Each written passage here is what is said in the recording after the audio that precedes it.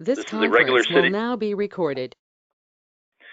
Sorry, we will call the meeting to order. This is the regular city council meeting for the city of St. Peter. It's a virtual meeting only. Tonight is Monday, May 11th, 2020. It is 7 o'clock p.m. We have already taken a roll call, so we would all please join in the Pledge of Allegiance. I pledge allegiance to the flag of the United States of America and to the republic for which it stands, one day, under God, indivisible, with liberty and justice for all. All right. Are we all set? All right, yes, Mr. everyone. Mayor, I think we're good to go. Okay, everyone should have a copy of the agenda in front of them. Are there any changes or corrections to the agenda? Mr. Mayor, this is Brad. I would like to amend the agenda to remove the seasonal pool manager appointments and employee appointments from the consent agenda and move that into new business on the regular agenda for further discussion. All right, Brad, we can take that up under the agenda part of it.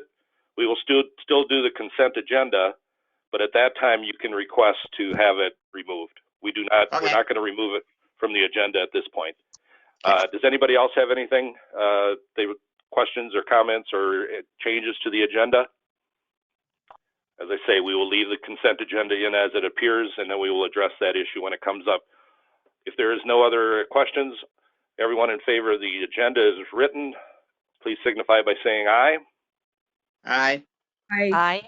Aye. Oppose?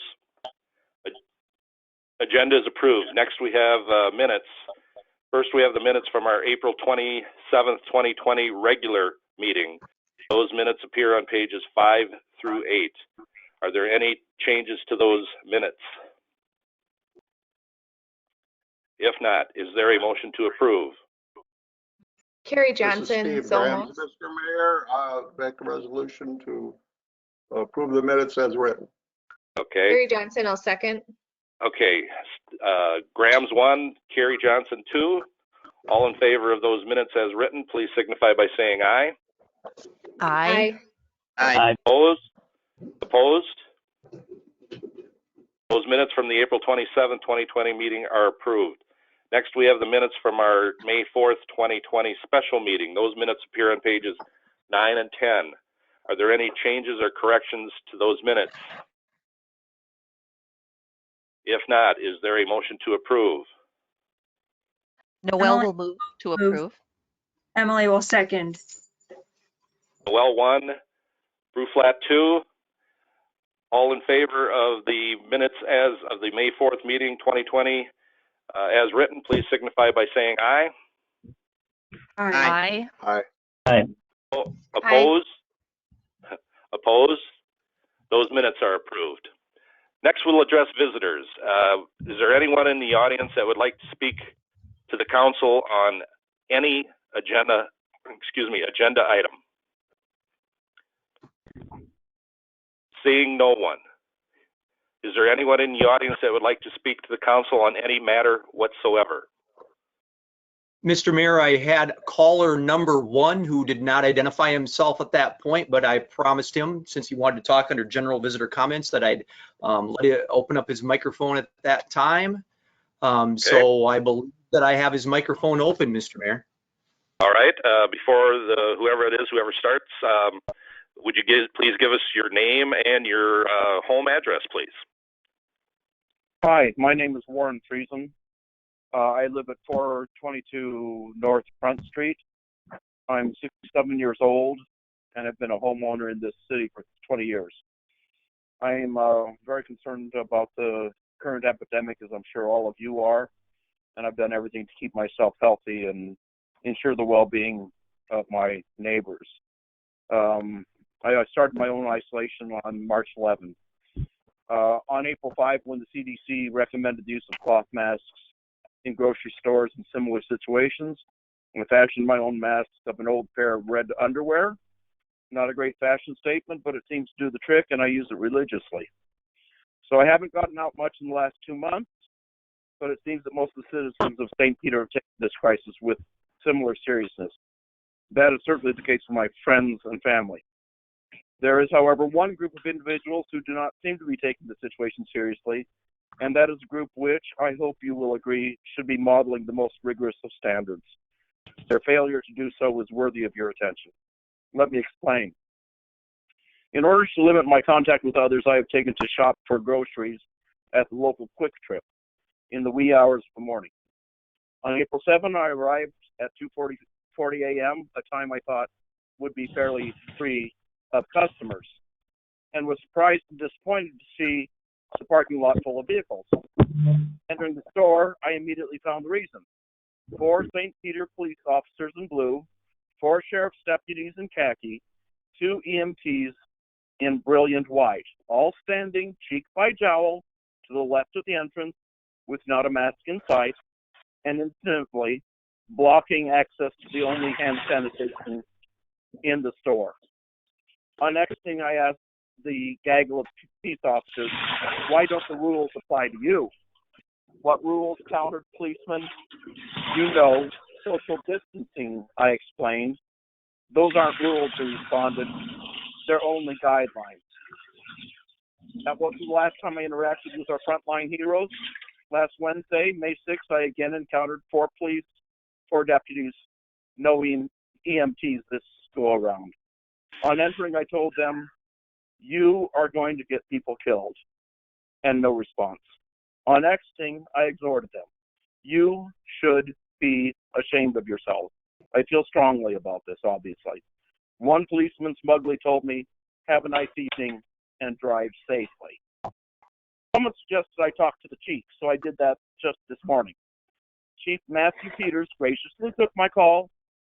Frankly, I expected that he would be as horrified at the behavior of his staff as was I. Not so. He claimed that he was, quote, taking this very seriously, unquote, at the same time echoing his officer of a month earlier that the governor's executive orders were only guidelines and he had no intention of following them or directing his officers to do so. I told him that I was disappointed in his lack of leadership and that I would appeal to higher authorities. This morning I wrote to the Minnesota Department of Health and to the governor's office, and now I appeal to this council. I know the peace officers consider me a pain in the ass, and they're right. Partly I'm jealous. They get to have their nightly coffee clutch with coworkers, while I have given up playing string quartets with my friends, trivia nights at Patrick's, and most of all, hugging my grandson from time to time. Plus, I'd like to see Nate the Barber sometime soon. But it's not jealousy. I feel that these peace officers and Chief Matthew Peters, most of all, have exhibited selfishness, callousness, recklessness, and a clear violation of their motto to protect and serve. They are setting themselves up as vectors of this virus and daily imperil the health of our entire community. Furthermore, when this virus gets into the police department and the sheriff's office, as it most assuredly will, their behavior will ensure that the whole law enforcement community in our region will be sick or quarantined at once. And that can't be good for the city of St. Peter nor the county of Nicollet. It doesn't need to be that way. Thank you for your time and your attention to this matter. All right. We thank you. We will not really, I'm going to ask if anybody has any questions first. We will not really discuss this tonight, but we will take it up with the individuals involved and see if there's a different solution that we can come up with. But I'm going to go around first. And could you spell your last name for me, Warren? I'm sorry. Sure. F-R-I-E-S as in Sam, E-N as in Napoleon.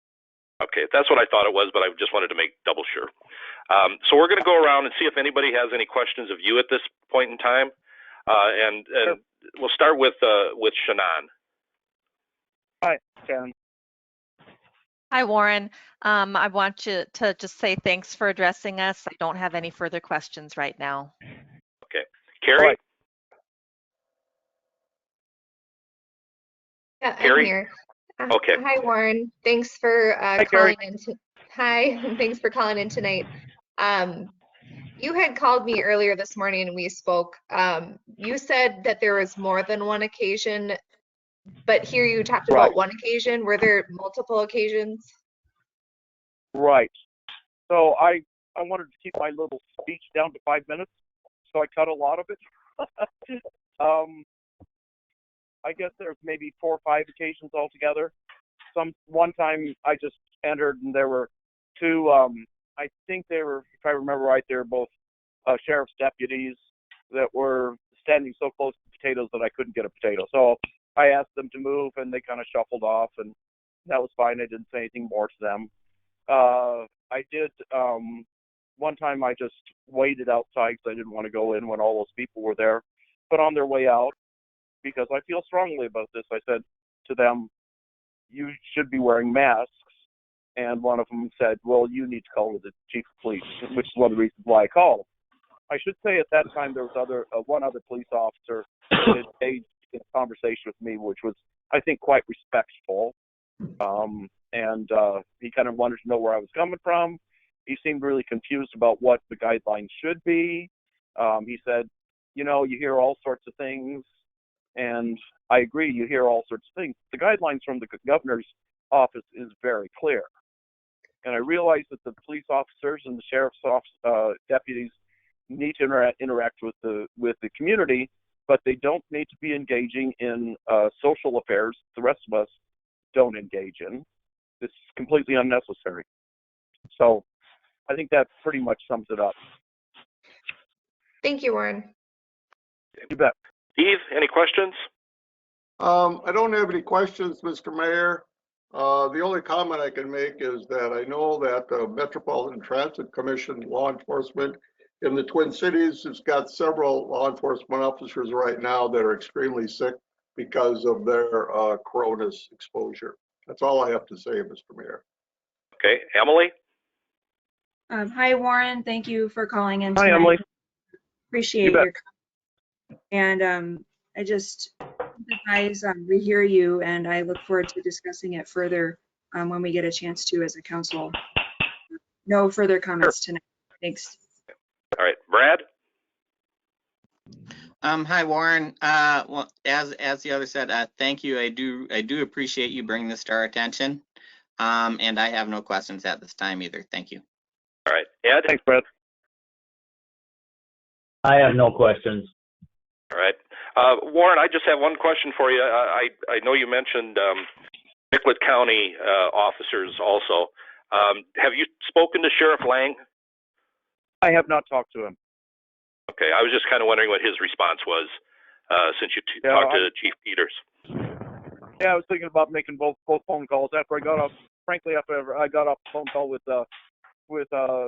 Matthew Peter, I was not ready for another one. Okay. But, all right. Okay. All right. Well, thank you. Everybody, I guess, is kind of thank you already, but thank you, Warren, for letting us know. Right. And we will not discuss it tonight, but we will take it up, and I'm sure Todd will do a little research and find out what we can and try to remedy this situation. All right. And feel free to call me. You have my number, right? I don't, and I don't know if you want to share it online. So I'm sure Barb or somebody over there must have your number somewhere. So, Mr. Mayor, So, I if used I to be could Yeah, go ahead, interject. Todd. I used to be on the Warren, Heritage Preservation Committee, so I'm in your files. All right, Warren, thank you very much. You bet. Take care. Thanks for all your good work. all right. Thank you. Did you have anything else, Todd? No, sir. I didn't remember that he was on the HPC. So if he is, since he is on there, we do have his number on file, so I'll be able to. Yeah, that's right. I guess that's where I've seen his name before. Okay. All right. Thank you. Next, we will go to the consent agenda. The consent agenda begins in detail on page 11 and concludes with the resolution on pages 32 and 33, and includes the following budgeted purchases in excess of $10,000 to ZEF Energy for electric vehicle fast charger for $29,212.50. to Sandco Equipment for a 2018 Toro 6000 Series Z Master 60-inch, I would think that would be. Maybe it's 60-foot mower for $4,425.33, and this includes a trade-in, so that's why the price is a little lower, or quite a bit lower. Next, we have a tree worker license to Morshing's Tree Service from May 12, 2020 to April 30th, 2021. Following employee appointments, Kevin Murphy for building inspector for $24 per hour. Next, we have the seasonal employee appointments, and there are 46 names listed on there, all of them pretty much having to do with the pool. Following advisory board appointment to Planning and Zoning Commission, Kelly Henry for 2020 to 2022, plus the regular schedule of disbursements for April 23rd, 2020 through May 6th, 2020. Are there any comments, changes, corrections concerning the consent agenda? Brad? Yes, as indicated earlier, what I would like to do is I would like to move the swimming pool seasonal manager and the swimming pool appointments off of the consent calendar and onto the new business calendar for separate discussion. I have no problems with the rest of the consent agenda. So I don't know, do we do that by a motion, or how is that handled? Yeah, I'll take care of that end. Can I ask, and why do you want to do this? Because with these hires, there will be costs incurred with the background checks, as well as training, as well as getting the pool manager up to snuff. I don't believe it's actually appropriate to be opening this pool this summer. Madelia has canceled, Waseca has canceled. You're looking at a situation where we have no vaccine, realistically, not until early next year. There is no easily attained treatment for it if you catch it. We're looking, I mean, right now, businesses, restaurants don't have sit down. Places like the Redmond, you can't even go into. What we're looking at doing if we do these hires is allocating taxpayer dollars to the training process, as well as any background checks, as well as with the seasonal pool manager figuring out how to run the pool in these conditions. And I don't think it's an appropriate use of taxpayer dollars at this point. Now, just want to state as well, this is not an indication of my feelings as to the job that Joey is doing. I think he is doing an excellent job. I just disagree. At this time with the idea of preparing in some way whatsoever, even later in the summer, of opening the pool. This is not a money-making business, and I don't think it's an appropriate use of taxpayer dollars, particularly considering there's no guarantee that this pool would even open. So that's my feelings on it. So. Okay. There are some things I think to be gained even by spending a few dollars for doing training, because a lot of these, the way I understand it, and Todd, correct me, a lot of these people are licensed, working on licensures to be qualified to do this. And if we don't, maybe we can't do it. But if you're doing what we're saying, we aren't going to do it. But if we can get these people into their next level of licensure, if we don't, they have to go back and start over. So I'm not sure what the cost is involved with the hiring and the background. I would think maybe the background, because they're all on this list, has already been done. So Todd, can you elaborate on that? Yeah, if I can, Mr. Mayor, I would defer to Joey on this one to explain a little bit of the licensure process. You are correct that we have already spent some dollars with pool manager and doing some of the higher work. Background checks have already been done. That's how they get to this list. And I'll let Joey talk about training and how that might fit together. Before I turn it over to him though, as from a staff perspective, as we've indicated previously, if the recommendation from Minnesota Department of Health or the state of Minnesota is that we not open, we would not open. And so your costs would be reduced dramatically. But if there is the opportunity to open and you do open, trying to jumpstart the hire process and make this go where folks have scattered might be a challenge to ensure that we can have folks. So Joey, if you could talk to the training issue, I'd appreciate that. Sure. Thank you. Thank you, Mr. Mayor and councilors. So when we look at our hiring process, it is a pretty long process from going to ad, recruitment, bringing staff in for interviews. So this process was started before we were on our stay-at-home or shut down due to COVID. So this process did already start there. So we already are incurring some fees with our pool manager. And on top of that then is with staff that was recommended for hire, what we're trying to do is, like Todd said, is just line up. So we're ready to go if we're able to go. This is not saying we're opening the pool or making any insinuations on that at all. And with that, much of the staff is returning staff, and many of them do expire. Their certifications would expire in July. And one of the first things we do every summer is get our returning staff recertified. Now, the Red Cross has extended that for a 90-day grace period when this hit, but that still will impact meaning all pools and all certified lifeguards when that expires, if that doesn't expire. Now, at that point, we still might not be able to go through the full training process, but kind of what we were planning on is to get as much of the online recertification done. And if we were able to get in the water and do that recertification to finalize that, we would do that at that time. So that's kind of how that works. If that certification does expire, then those lifeguards do have to go through the full training process with much more higher fees. So if we recertify someone, for instance, it's about $35 to recertify that individual. If we throw them through the full certification process again, it's about $190 is kind of your difference in fees. And I'll double check those fees to be 100% accurate, but it's somewhere in that ballpark.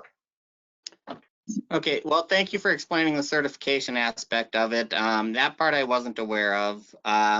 So at least at this point, I would look at it from the perspective of from a hiring. If these are people that you expect to bring back in the future, then yes, perhaps we do go with it from an employee perspective. I would like to have. I would like to put this potentially on a workshop item to discuss the actual opportunity of opening the pool. So in that way, I understand if you want to keep the staff certified and there is a significant increase in the certification, but I do think it does warrant a further discussion on the pool itself, whether that should be open later this year. So. Okay. Does anybody else have any other input or questions? Mr. Mayor, I have two other items that I want to mention from the consent agenda, if I may. Sure. So one, we have an error under number 1 on the consent agenda. It says the vendor is Zeph Energy. Actually, that is who SIMPA is getting the charging station from. However, we are purchasing it through SIMPA. So the vendor in this instance would not be Zeph. It would be SIMPA, just for a clarification. And then we have 2 recreation leader positions under item number 4. So not having anything to do with the pool, but having to do with recreation leaders. That should be $10.75. We have just an error in the wage rate. So that's Andrew Regner is listed at $11, but based on his number of years of service, he should be at $10.75. And then Evan Skinner is the same. He's listed here as 11. He should be at $10.75. So those are the 3 modifications that I have for you as a part of the consent agenda. So okay. We would appreciate if that would be approved as the motion moves forward on any consent agenda. All right. Well, first of all, we have a motion on the floor to remove, and we will address these separately. First, we have a motion on the floor to remove item 4 and put it, So, I believe Mr. it was Mayor? phrased as Mayor? new business. Yes. If I could jump in, and Jim, please help me along if I am incorrect in this, but my recollection of the council rules is that on this is really a point of order issue, and that council members can ask to have any item on the consent agenda be removed. It does, and move to an agenda item. It does not require a vote to move that. Oh. Council members have the authority under your rules just to ask for that. That it will be moved to an agenda item at this point in time? Yes, sir. You are exactly right that it should happen under the consent agenda, not as a part of a modification to the agenda, but as consent agenda. But I believe it's a matter of right for council members to move things from the consent agenda to the regular agenda under the council rules. Okay, so we do not need a second or anybody to approve that? I believe that is correct, Mr. Mayor. Okay. So then, with that being the case, that we remove that, then the items that you brought up, Todd, if the two changes with the wages will be removed from here anyway at this point.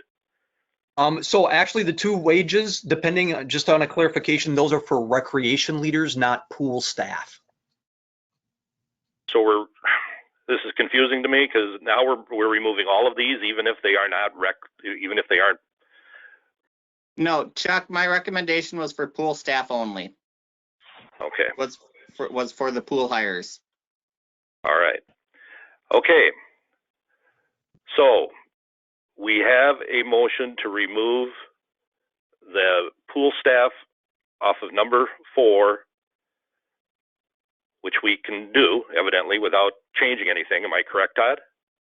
Yes, sir. And in fact, there does not need to be a motion to remove those and put those as a separate agenda item. And so you can make the determination to provide for that.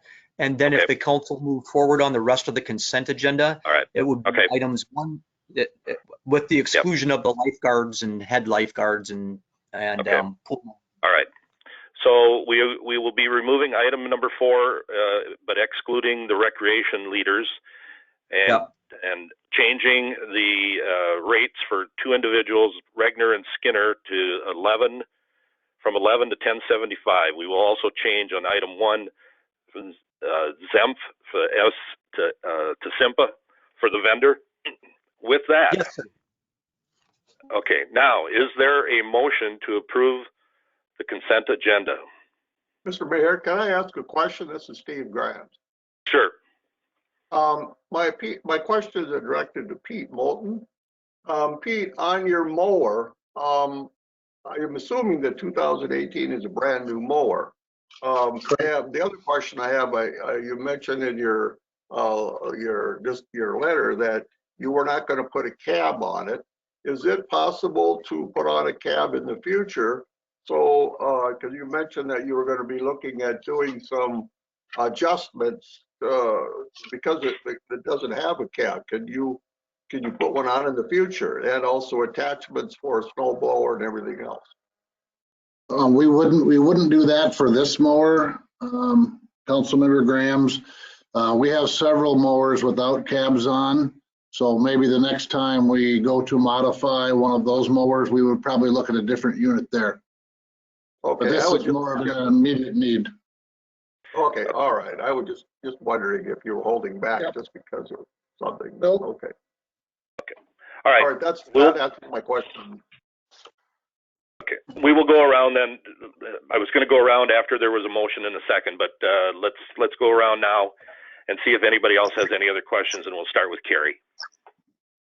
Yes, I just have a quick question, Pete.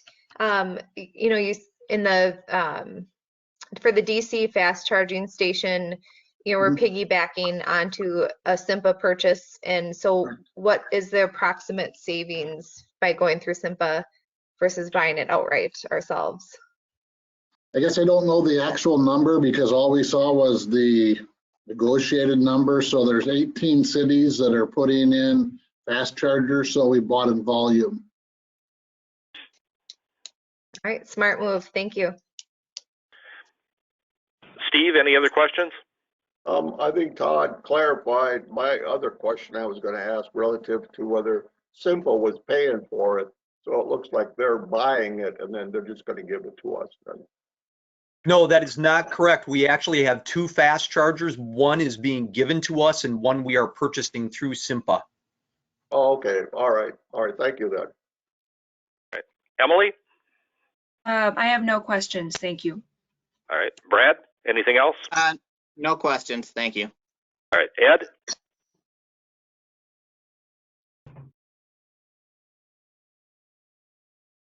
Ed? Um, I have no questions. All right. Shannon? No questions, thank you. All right. Now we will move to, I will ask, is there a motion to approve the consent agenda by changing the vendor from ZEF to SIMPA, to removing the people on the pool related individuals under item 4 and changing the rate for 2 of them from for Regner and Skinner from $11 to $10.75. Was that it, Todd? yes, sir, that's correct. All right. With those changes, is there a motion to approve? Ed will make that motion to approve with those Noel. changes. Noel will second. All right, Ed 1, Shannon 2. I'll just open it up. We won't go around. Any other questions? Call the roll, please, Barb. Councilmember Ed Johnson. Aye. Councilmember Noel. Aye. Councilmember Carrie Johnson. Aye. Councilmember Grams. All right, Councilmember Bruflat. Aye. Councilmember DeVos. Aye. Mayor Zeman. Aye. Consent agenda is approved. Next, we will go to unfinished business, and it's the microloan COVID program modification. And is Russ there tonight? Yes, he Yes, is, Mr. Mayor. Mayor Zeman, members of the City Council, you're here once again to discuss the COVID-19 micro loan program. You adopted the guidelines at the recommendation of the Economic Development Authority on March 30th at a special meeting. We were able to distribute the first loans that next Friday on April 3rd, and I can report that the loan program has been very, very popular and well received. The original eligible businesses were limited to bars, restaurants, clubs and lodges, fitness studios, hotels, motels, public assembly, studios and galleries, daycare centers, cultural services, salons, spas, and barbers. After about a couple weeks into the program, there was a request to expand the eligible business sector list to include birthing centers and medical offices such as chiropractors, dentists, podiatrists, etc. The EDA recommended and the City Council then provide for an expansion of the eligible businesses to add birthing centers and medical offices. I can say to date, we've distributed about 45 loans for about $405,000 that is out working on the street on behalf of the small businesses in St. Peter. Again, the businesses were very appreciative at the speed that we could roll this out. And second of all, that they were top of mind and there were concerns regarding their survivability. At this point, Mayor Zeman and members of the council, there's been a request to expand the list of eligible business sectors further to include automotive repair services. The owner of Ties Automotive had made that request, and I promised them that I would take that to the EDA and City Council. As you may be aware, that automotive repair services are an essential services, but in Ty's letter requesting the expansion, he essentially says he's essentially going broke. As people have driven very, very fewer miles, those repair services that are necessitated by that type of mileage are not occurring at the speed that they had. And so the needs for automotive repair have been diminished. Also, I can speak to my personal experiences that oil change is getting shoved back another month and a half because I'm driving significantly less. Auto repair services are defined in your zoning ordinance as the repair of automobiles and non-commercial trucks, motorcycles, motorhomes, recreational vehicles, or boats, including the sale, installation, and servicing of equipment and parts.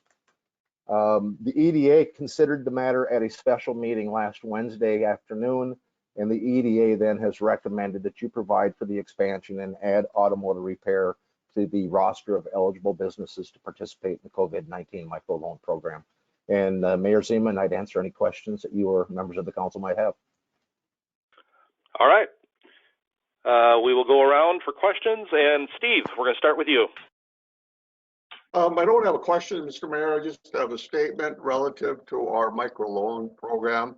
I must say that I talked to the owner of the pie shop this week or last week, and needless to say, I don't need any additional, I should say, expansion of my girth.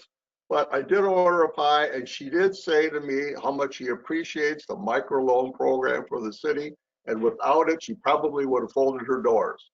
So I just want to say I think that it really has done a great service to our community, and I thank this council for approving that, and you very much, Russ, for your involvement in this program. Well, thank you. Emily? I have no questions. Thank you. All right, Brad? I have no questions. I'm very much in favor of this as well. As I'd like to say, they're a business in St. Peter and they need help. So, thank you. Ed? I have no questions. We talked about it at the committee meeting, so. Shannon? I have a couple of questions. I'd like to know how many additional businesses will be eligible, and how many of those businesses are primarily sales, automotive sales, that also just happen to do repair? Those are my two questions. Mr. Mayor, if I can, we've identified about 6 businesses additionally that would be eligible. And the city administrator had asked me to call some of the other ones to inquire as to what their current needs are. Are they cash flowing? Would this be of assistance to them? And the 2 that I did speak to, they were very, very appreciative that we reached out and inquired, but they said that they were going to try to weather this without obtaining any additional debt. So the owners of Ties Automotive, he seems to be the only automotive repair that perhaps would be interested. Others, such as loggers that do repair, also the city administrator and I have kind of been looking at, is there an LLC? Is there separate LLCs? Because some businesses have more than one, and some of them actually might be eligible for more than one of the business sectors. So I don't necessarily anticipate a great demand, but I know that the owner of Ties Automotive has expressed it would be very, very beneficial to him at this point. Thank you very much. I don't know about the second part there. I don't think you answered it, Russ. Maybe you did and I missed it. None of these repair people that I'm aware of are selling vehicles also. They're just servicing them. With the exception of loggers, perhaps. Loggers, yep. That would be the only one. Okay. Carrie? Yes. So I might be a bigger nerd than Brad because I had a chance to watch the EDA meeting, and sometimes I like to pop into those meetings and listen in on the YouTube channel. But no offense, Brad, you self-proclaimed nerd, and I'm a nerd too. But as I was listening in and kind of reading through the packet, I felt like the business owner requesting this is really making a compelling argument for why his business should be included. He doesn't have access to a lot of the other loan programs, or the paperwork would be so tremendous and not necessarily worth it in his situation. And so he's kind of been told no in a lot of situations, and this is really his only option. So I feel really good about being able to open this up if we can for this type of business. I also, as this COVID-19 situation continues and we are hearing about slow economic recovery and how long this might drag out, I'm glad that we can keep businesses afloat. I also think we should think about how this program we can't really compare apples to apples anymore with the construction project on 169 where we opened a similar program to that was a lot different. And so I do worry about the ability for some of these businesses to kind of come back from this and rebound from this. It may take a while for a lot of them. And so I don't know what options are in the future of, you know, if that July 2021 date could ever be extended. But that's a far ways out, but that's something that's on my mind. So that's all I had. Okay. And there are no other questions at this time. The resolution modifying the COVID-19 microloan program by adding automotive repair services appears on page 35. Is there a motion for approval? Ed will make a motion to approve. This is Steve Grams. I'll second that. Ed 1, Steve 2. Any other questions at this time? Call the roll, please, Barb. Councilmember Noel, Aye. Councilmember Carrie Johnson, Aye. Councilmember Grams, Aye. Councilmember Bruflat, Aye. Councilmember DeVos, Aye. Mayor Zeman, Aye. Councilmember Ed Johnson. Aye. Resolution is approved. That was our unfinished business. Now we'll move to new business, and the first thing there is the ADA grant program approval. And Russ again. Yeah, Mayor Zeman, members of the council, in the last quarter of 2019, you adopted the guidelines for a central business district accessibility improvement grant program as was recommended by the Economic Development Authority. This was a result of actually the April 2019 City Council goal session that many of you didn't participate in because you weren't on the council at that time. But it was suggested that we try to encourage and incent the improvement to the accessibility of St. Peter downtown businesses for those with mobility impairments. We sent out notice of a meeting then that was held on December 12th, and that notice went out to all of the property owners within the central business district. As a result of the notice, we had 7 businesses that attended. Businesses would be eligible, or property owners would be eligible for up to $25,000 per property for an improvement that would enhance the accessibility for those with mobility impairments. The loan was to be structured as a 15-year forgivable loan. We've called it a grant, and the loan dollars then would be forgiven 1/15 a year until the end of the 15th year. We received 3 applications before the deadline, which was February 28th. Applications have been received from Kind Vet Clinic, Swedish Contour, and Riley Tannis Associates. All 3 of them would propose the installation of an automatic push-button door operating system, and each received 2 quotes for the door hardware. The quotes did include the installation of the opening hardware as well as the wiring, which is done by a second contractor. Kind Vet Clinic at 109 West Gray Street would propose an improvement to the Gray Street entry. This would include 2 door opening systems, one for the outside door, a second for the door then that would lead from the vestibule into the office area. Swedish Contour at 310 South Minnesota Avenue would make an improvement to the Minnesota Avenue entry with the installation of a single door opening unit. And then Riley Tannis Associates is a situation similar to Kind Vet, where they would install 2 units, one on the outside door leading to Minnesota Avenue, and a second then from the vestibule into their office area. The Kind Vet quote was $4,500. The quote for Swedish Contour was $3,175, and the quote for Riley Tannis was $4,550. Your city attorney has prepared a deferred loan repayment and mortgage agreement by and between the city and the borrowers. The agreement would require that the note would be repaid proportionately if the real estate is sold, transferred, or otherwise conveyed, or upon the death of the borrower. There is a clause that would allow the city council to consider the assignment of the agreement to a new property owner. And then the transfer upon death would occur as per the established law. It would be repaid if the improvements are not completed as approved by the building official and as per the established codes. It would be repaid if the borrower fails to maintain the automated door system or if they fail to make repairs to the system ordered by the city of St. Peter. Also, the borrower then would consent to the mortgage. The EDA considered the matter at a special meeting last Wednesday afternoon, and they have recommended that you approve the grant awards as per the resolution that's prepared for your consideration on page 38.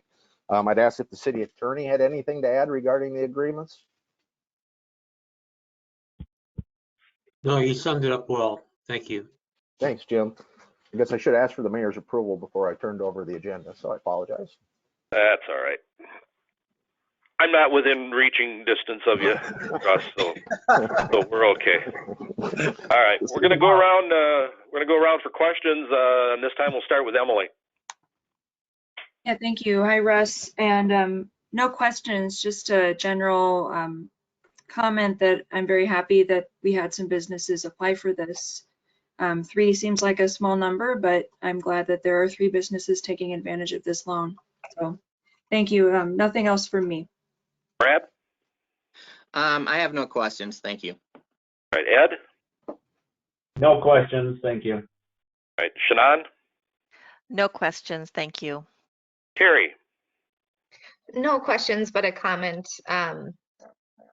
I wish there were more businesses, but I'm grateful to these 3 businesses who applied, and I think it really shows a commitment to caring for your customers and improving accessibility to your business. So thank you to those businesses.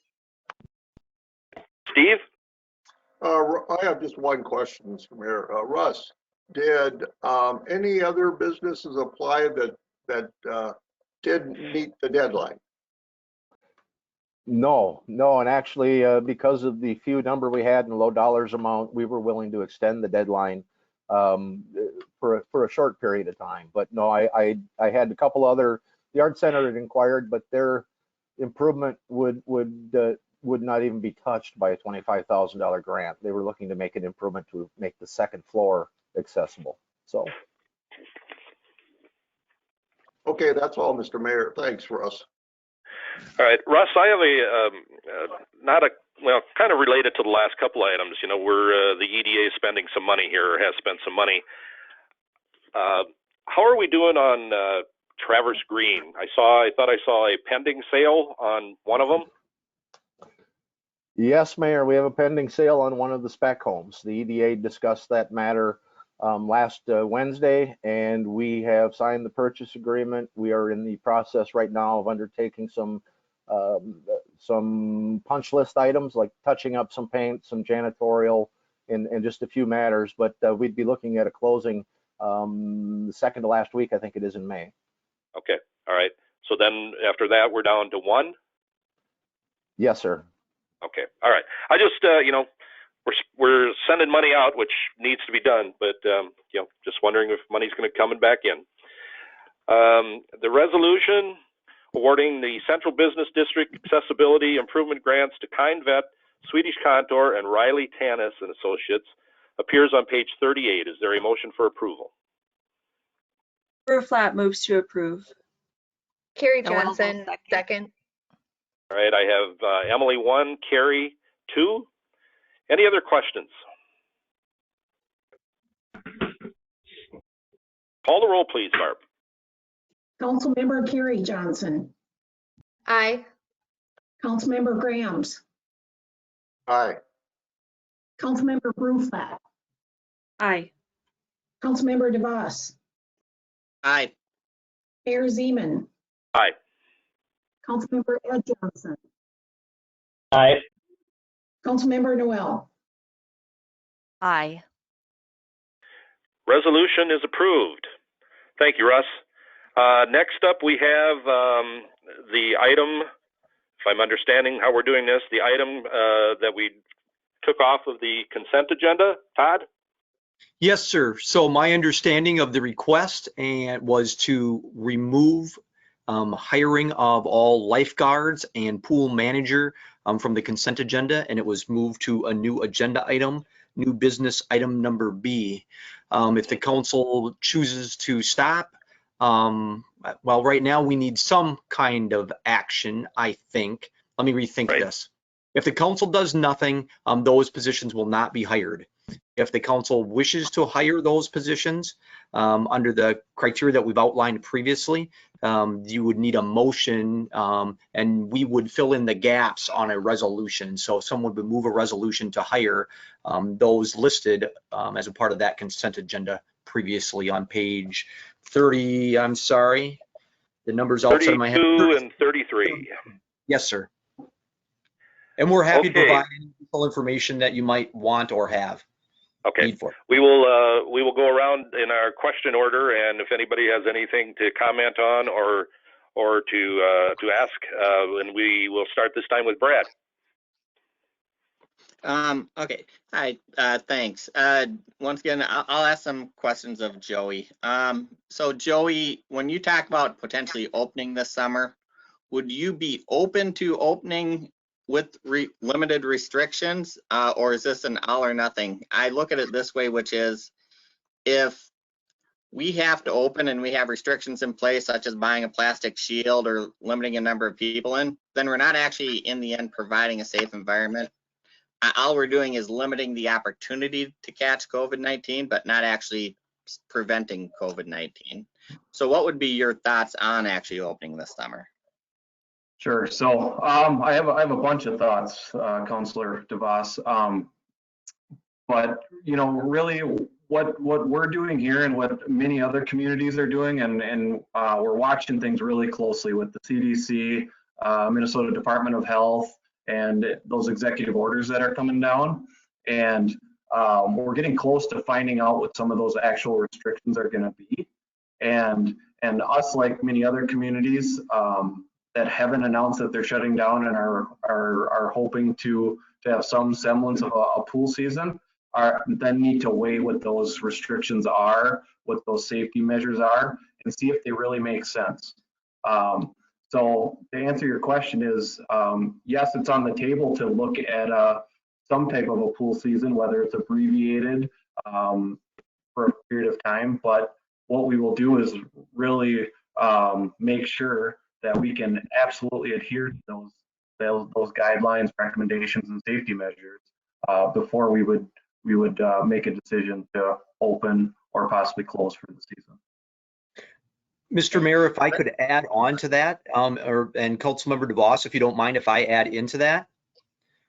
We had really envisioned this as being, we plan to open if able. If we are not able to open due to certain types of restrictions or other issues that come up, it would be our goal to come back to the council and say, we're not able to open.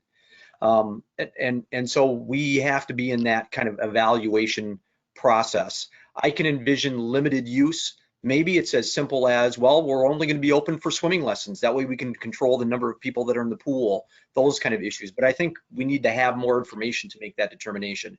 Frankly, at some level, I need you to at least hire the pool manager, because we've already expended some costs. And Joey and I have discussed this previously. We certainly believe that she should be paid for the work that she's done relative to the hiring process. We also believe that there's some additional work, as Joey articulated in phase 2, in his memo in phase 2, related to policies and procedures that will be of value whether you open this year or whether those are saved till next year. But that's still work that needs to get done if the pool is ever to open again. One last point that I'd make, Mr. Mayor and members, is that I would hate for the decision on whether to open the pool or not be a default based on hiring or not hiring. If it's the goal of the council and the wish of the council to not open the pool, then it's probably more appropriate to have a discussion on whether to open a pool or not whether or not to hire some or not. And so from my perspective, that's a value and a much more enriched discussion once we know what the parameters are going to be relative to open. Yeah, I'm going to reiterate some of that. You know, I don't know how we can determine, you know, at this point in time, whether we should be opening a pool or not. Because like you say, we don't have any parameters. We don't know what's going to happen. But I don't think we need to limit ourselves. You know, this isn't going to cost us that much. And if we're worried about, as I heard before, saving taxpayer dollars, then we're going to have a problem every year. Maybe we should close the pool permanently because we're losing money on it every year. Now, that doesn't mean we have to, you know, do something just for the sake of it. But, you know, this is not a money-making proposition, as a lot of things are for the city. You know, it's just something we need to provide. Okay, Brad, do you have more questions? Yes, well, I would like to address the concept of the spending taxpayer dollars. Yes, I understand that the pool does cost us money every year, but we don't have a pandemic every year. This is more of an issue of why are we looking at it versus opening for a regular pool season. I will say, based off of what Joey explained previously about the certification process and basically the cost of recertifying versus starting over from the beginning, I would be in favor of moving ahead so that we would get recertification. I am not comfortable with moving further ahead towards the concept of opening this summer because realistically, I don't want to open a pool that has limited capacity or that we have to put a cashier behind a shield. And realistically speaking, that's just not going to be an option of having the pool open as expected, open as normal. I have no problem with having the pool operational. It's an asset to the community, but what's going to happen if we open in limited capacity and a parent gets angry and charges into the pool? So my concept of saving taxpayer dollars is basically cutting our losses, and particularly in the planning of moving forward with the actual opening. I'm fine with moving forward with the hires to keep the recertification going on, but I would like to have a discussion, perhaps at the next workshop, on the actual thoughts of opening. I agree the idea of opening the pool for the summer should be another session, but I would like to have a discussion sooner rather than later on the actual thought of opening the pool or not. And there are communities that have already made a decision on it, and I'd like for us to discuss that as well. Okay. All right. Are those communities right by doing that? I believe they are. I believe looking at the data, looking at what we're staring at, which is that we're not going to have a normal pool season. All we're doing if we open this year is limiting the opportunity to catch it, not actually preventing people from catching it. What about some of the data? I don't believe from a public safety perspective, that's what we're looking at. And particularly when you're looking at other businesses that aren't open, and if we look and work on prepping to be open and then we never get authorization, then that's money we spent. And personally, I don't think from a public safety perspective, we would be sending the right message when we're not a grocery store. You know, we're not a convenience. Here's the situation. You know, you say you're looking at the data. Well, I saw data the other day on TV that said that pools are one of the safest places to be in. So, you Chuck, know, I'm not talking about the water. You're not going to get COVID-19 from the water, but you're going to hand cash to the cashier. You're going to walk through the locker room. You do that everywhere. Walking on the pool deck. If there's a medical emergency, that lifeguard might very well be in contact with an individual. And we have lifeguards. You don't have lifeguards in a grocery store. You have lifeguards at a pool. So yeah, being in the water is not going to get it to you, but you have everything around the pool which has a propensity to pass COVID-19. Just like every place else. So anyway, yes. All right. Do you have any other questions? Thing. Mr. Mayor, if I could inject just from a staff perspective, if I might, just for some clarification. So you do have the potential to take action tonight. It's the staff recommendation that you provide for the hires.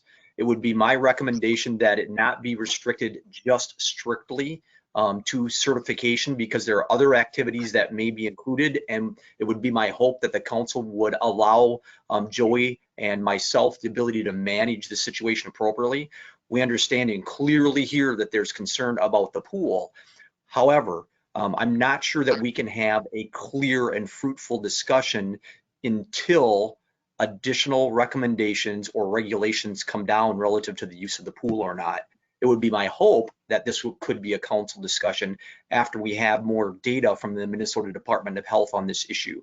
I'm not sure that a discussion next week is of value because we will have no additional information from the Department of Health. If we do, I will make sure that it goes on the agenda. Other than that, it might be an agenda further than next week so that you have additional information and Joey has additional time to review whether any new regulations or caveats or rules are able to be addressed or not addressed. And that may dictate the answer, which is that, well, we just can't do that. We just can't do that, so we won't be able to be open this year, but we won't know until that information becomes available. Well, one other thing that I would like to interject is, or what those other items beyond certification would be that you'd be looking at doing. Well, I do think certainly we have activities that relate to ensuring that the pool is clean. Sometimes we have cleaning activity, and if we aren't ready, we won't be ready for that. Actually, Councilmember DeVos, my hope is that you'll let Joey manage it appropriately. He manages lots of programs for you, and we understand the value of a dollar. Believe me, we understand the value of a dollar. And so I'm very confident in Joey's ability to manage that appropriately. But I'd hate to be hamstrung that we need to do something and then we can't do it because all that the council's allowed for is hiring for certification. Then that means I have to come back to you to hire if the pool's open or not. Again, my belief is that your best discussion, your best decision process is to continue to move forward here. And if there wants to be a discussion about whether the pool opens or not, have that be the discussion, not a backdoor closure by not allowing there to be a hire of folks. And I'm sure that's not what you want either, Brad. We should have a discussion about opening or closing the pool based on the requirements, not on whether we hire or not as a default to closing. Hey, my concern is just how much we put into it going forward before who knows when the Department of Health is going to come out to it and how much you do with the upkeep or what other projects you'd be looking at. So. Well, and we agree with you wholly. We would not go crazy, but you got to give us a little bit of room to manage appropriately. So I'm going to ask you a question, Brad. How come you weren't concerned about how much we put into it on the recreational leaders? That we remove those? Because the pool is the issue. The pool is what I see as being the biggest opportunity. If we do this hire now, we're going down the road of opening it. That's where I see the biggest opportunity for spread. With the recreational activities, I see there an opportunity to actually spread things out, to do social distancing a lot more than you could potentially at a pool. You wouldn't be necessarily funneling people through a locker room. You wouldn't necessarily be handling cash. There's a lot more opportunity with the recreational leaders to practice social distancing and to practice safety than there would be with the swimming pool. That's why. Ed, do you have any questions? I don't have any questions, just a comment. I think we should continue the hiring process and let Todd and Joey fill us in on what's going on with the health department. But I feel we should keep on going with the hiring process. All right. Shannon? I have a couple comments and questions. I think that Brad's concerns about the financial and public safety are absolutely commendable. I guess I favor moving forward with the hire because I think it is better to plan for what is most labor intensive. It is most labor intensive to plan for staffing the pool. It's easier to walk that back than to try to catch up and being prepared to open. I would like to know if we hire any of these people. I don't know anything about unemployment. If we hire them, are they going to be eligible for unemployment if we don't end up using their services during the summer? And I also would like to know, does the MDH have any working groups going, talking about pools or recreation facilities? If they have working groups, when do we expect reports? And what, Joey, are your professional organizations saying about opening pools? All great questions. I'll address the latter two first. Professional associations, I've been very involved in discussions around aquatics and pool openings. The majority are sitting and waiting and looking for those actual recommendations. Some are working on actual plans right now, kind of trying to project what those restrictions are going to be. So I've taken a look at a lot of what that looks like already, and trying to envision how that would look at our facility. In your question about MDH, our association has been in close contact with both the governor's office and MDH and looking for those guidelines and referencing a lot of this, what the CDC has put out. CDC currently has put out a few recommendations on pools right now, but what they're also referring to is, in those recommendations, is local authority and local state Department of Health too, because every state's at a different point, and every state, is kind of operating a little differently. So there is a little bit of talk that we might know something by the end of the week. I was on a call earlier today with our state association, and they were thinking that we might have some guidelines, at least locally. And when I say locally, I mean statewide, from the Department of Health, or at least the governor's office. So I think I hit all your questions, Shannon. Let me know if I didn't. I can address the unemployment issue. Generally, no. And I say that because we will not pay folks unless there's work that's gone on and there's a threshold for that unemployment issue. So I don't know that that would be an impact. And if there was an impact, it would be very minimal because, as you may recall, Mayor and members, we are a reimbursement entity. And so as an example, if someone had been paid $100 and they were eligible for unemployment, we would directly reimburse the state for that unemployment amount. And so the number would be very, very, very small. Thank you for addressing my questions. Nothing further. Gary?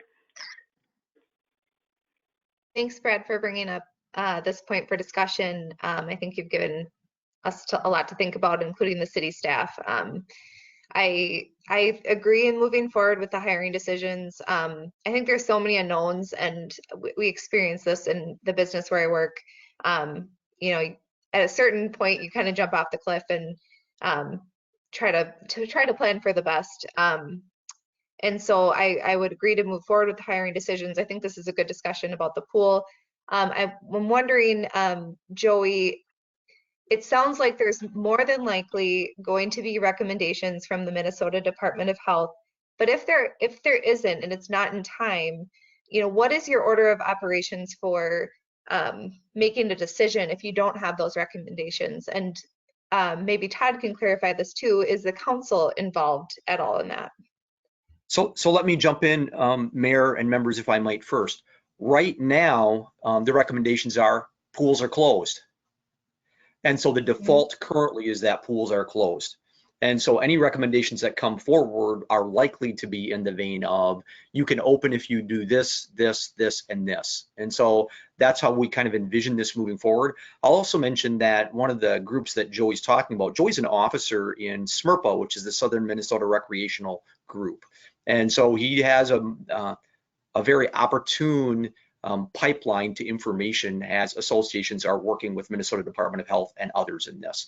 So we have an advantage in that he's probably a sooner participant and hearer of information as it flows down. Right, and our next meeting is Wednesday this week, and we'll be on that agenda is aquatics, and we have state representatives on as part of that association as well. And I would also make a note, having worked in an essential business this entire time we've been open. As you think about to open the pool or not, and we're moving forward with these hires, more than likely, if the pool does open, there would be additional safety measures in place, additional protocols. Thinking about how do you enforce those protocols, and do you make these mainly young teens, I'd imagine, who we're hiring? I mean, it's outside of their job description to try to enforce a lot of these policies. I know lifeguards are normally awesome enforcers of safety, but this would be above and beyond. So just planning for that if everything moves forward with the pool. So those are my comments, and thank you for answering my questions. All right. Steve. Thank you, Mr. Mayor. I just have one question.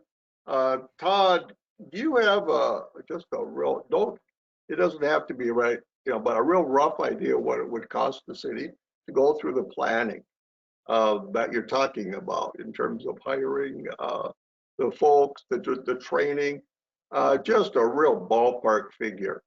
That's all. You don't have to do any analysis. I don't want any of that, but just So I think the biggest expense that we have moving forward relates to the pool manager, and we really, as Joey articulated that in the memo within your packet, phase 1 is about $3,500. Phase 2 is about $3,500. You can expect another $1,000 or so, give or take, to get kind of through that training stage. From my perspective, none of that is really lost even if you don't open up this year.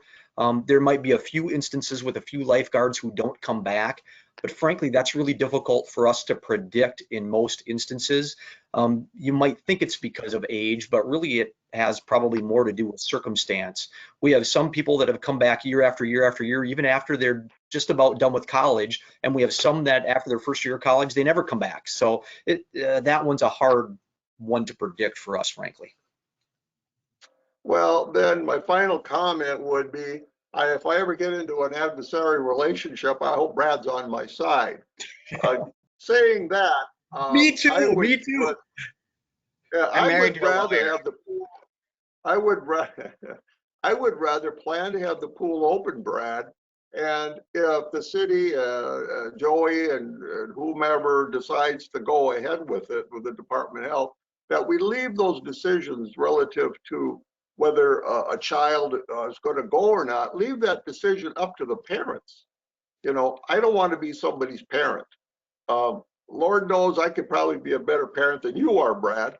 But putting that aside, yeah, I like to have a big stick. I'm not a talker. So I would say leave that to the parents. That's all I have to say, Mr. Mayor. All right. Emily? Thank you, Mr. Mayor. I am a little bit on the fence about the hiring. I think I'm leaning toward the idea of being prepared as being a good idea and walking that back later. But I do agree that this is a serious issue. I think that we do need to discuss this at a workshop very soon, or as soon as we can in a meeting, on whether or not to even open the pool or not.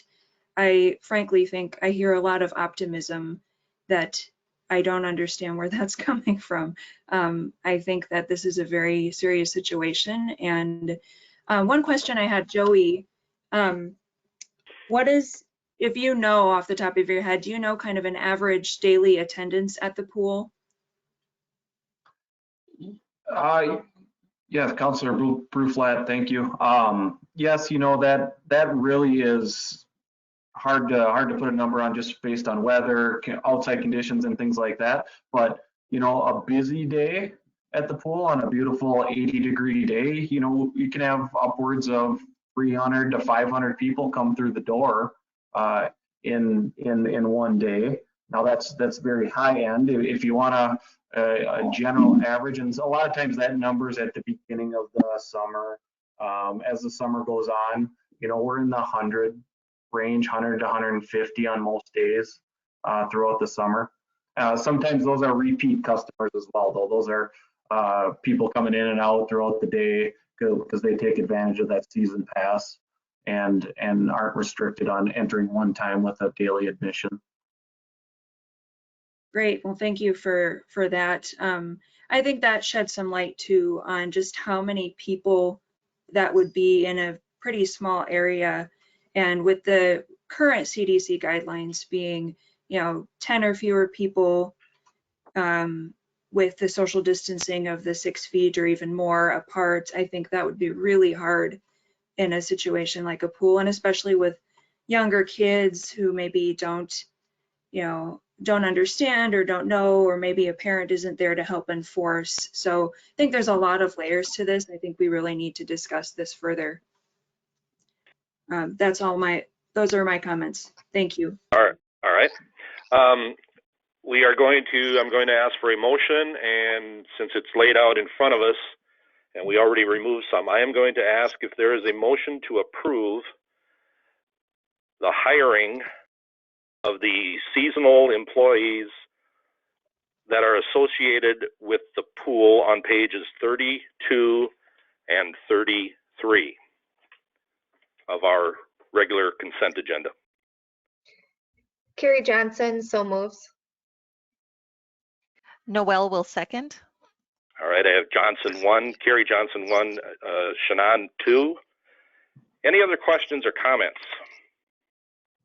This is Brad. I just have a question regarding on the opening. I'm assuming that if we approve this way, would you be coming back to the council with a report before you open as to your guidelines, or would you just be able to go ahead and open the pool as you see fit? It would be our intent to bring this issue back to you with new guidelines. And frankly, Okay. Councilmember DeVos, it may be that we come back to you and ask your action to close if we can't meet the guidelines, or if there are other issues that develop and make it basically impossible for us to operate the pool effectively. Okay, thank you. That's what I needed to hear. So, yep. Thank you. All right, any other questions, Mr. Mayor, if I could add one other, my hope is that the council is giving us latitude to develop a resolution that follows the direction that you provided. So it would be, whereas the council took this item off the agenda or off the consent agenda, now therefore the council approves the hire, and it would be the list and the employee names and the amounts of money as a part of that resolution. And my hope is that's embedded in the motion that's been made. Yeah, I thought to remove the ones that we removed before, the recreation part of it. How many ever that is, I'm not sure. There were 46 to begin with. Recreation-wise, I see 3, 6, 9 of them names on that page 32. So with that, there should be 37 names associated with this resolution. Any other questions, comments? Call the roll, please, Barb. Councilmember Grahams. Aye. Councilmember Bruflat. Aye. Councilmember DeVos. Aye. Mayor Zeman. Aye. Councilmember Ed Johnson.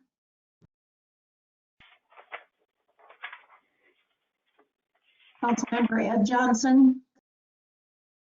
Sorry, aye. Councilmember Noel. Aye. Councilmember Carrie Johnson. Aye. Resolution is approved, amended, or corrected, or made up, whatever we want to describe it as, for the pool hiring. That concludes our new business. Next up, we have reports, and the first thing that I have, the only thing I have, is the proclamation for Police Officer Memorial Day and Police Officer Memorial Week.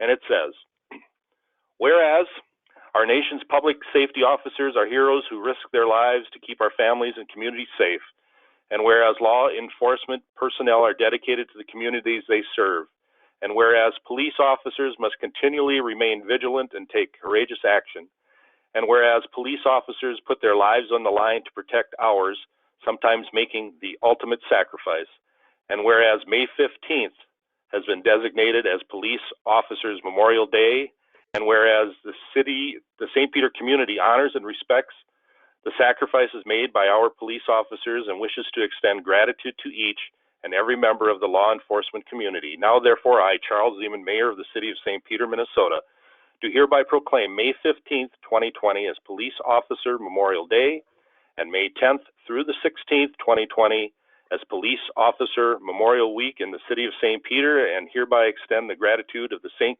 Peter community to all St. Peter Police Officers for their service to our community and their commitment to protecting those they serve. In witness thereof. That is all that I have, Todd, and I'll turn it over to you. Mr. Mayor, normally at this time I would give a COVID update, and if anybody has any questions about the city's response to COVID currently, I'd be happy to field questions related to that. But because of the time, I will not go through the entire list unless there's a wish on your part, Mr. Mayor, or others to do that. And then I have one other item that I would like to mention just very briefly. Yeah, go ahead and mention that other item, then we'll go around for questions or comments.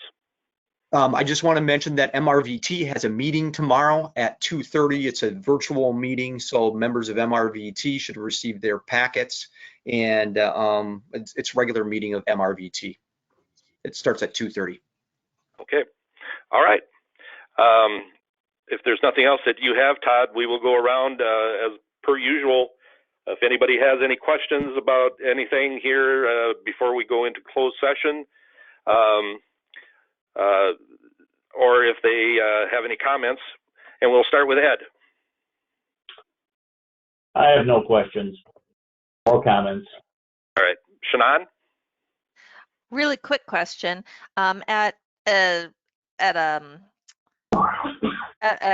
level of the city, is there a moratorium on travel? For example, are people who have conferences in November booking those conferences now, or have we said let's hold on those until our picture is more clear?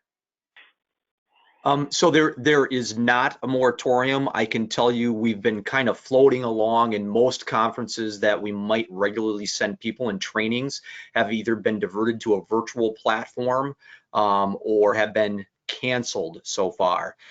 That's based on much of the recommendations through Department of Health, CDC, and others about gatherings and how that will occur.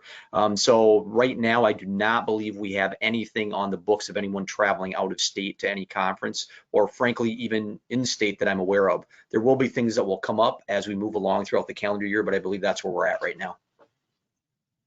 Thank you. That answers my question. I guess philosophically, I would favor, and maybe not a moratorium, but some sort of like a strong recommendation that people wait until there's a clearer picture, which it sounds like is the direction you're in anyway.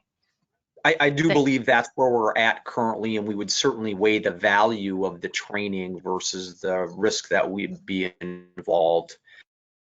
And although some trainings are mandatory for continuing ed credits and those type of things, some of the trainings that we're talking about are enhancements to education, and so they may not be necessary at this exact moment. Thank you. Anything else, Shannon? No, that's all. Thank you. Okay, Carrie? Just a comment. I noticed on the website that there's a banner, a button for COVID-19 resources. So it's in a way to easily access those resources through the city's website. So thanks to the resident who brought that up, and then for Emily bringing forward that discussion. It was nice to see that happened so quickly. So thank you. Okay, Steve? I just have a question. Todd, I thought I read someplace that with Police Officer Law Enforcement Day on the 15th, are we supposed to have the flags at half-mast? I thought I read that someplace.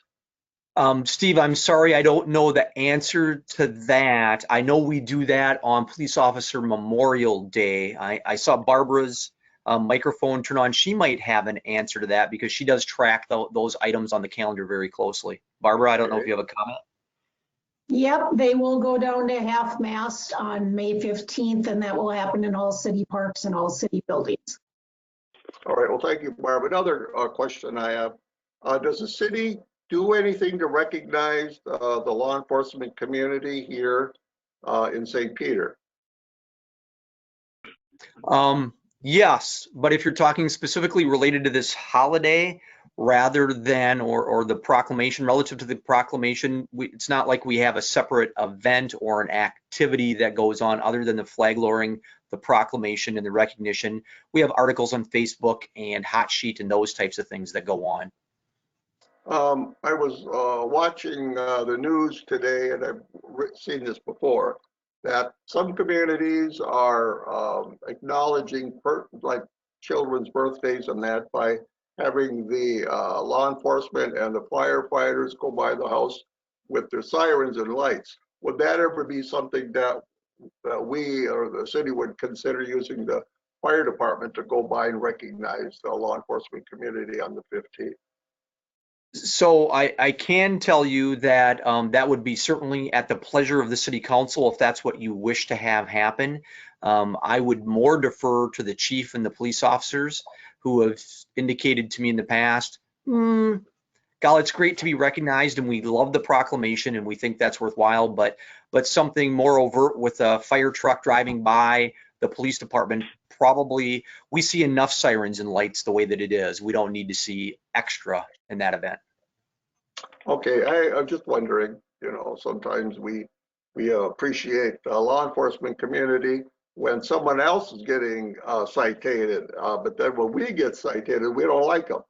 And but anyway, that was just a question I had. But thank you. Yeah. That's all, Mr. Mayor. Emily? Thank you, Mr. Mayor. Given that the current governor stay-at-home order is coming to a close potentially a week from today, obviously that could change this week.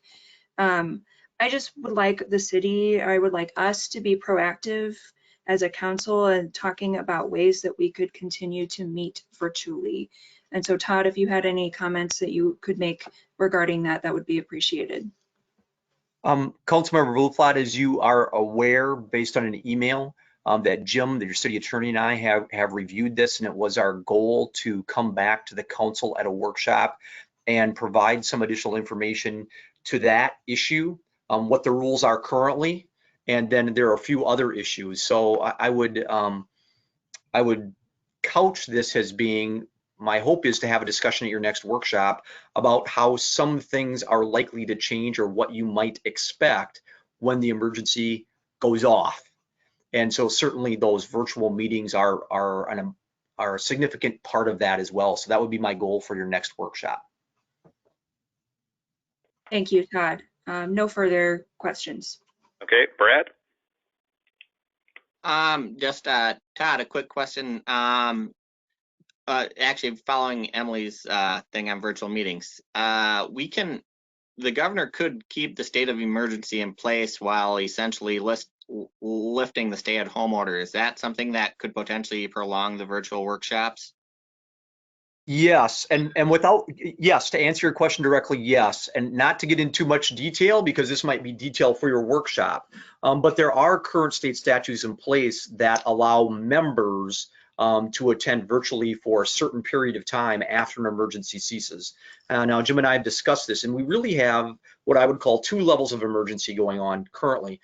We have the emergency that the governor has called, and we have the emergency that the mayor called and that the city council extended.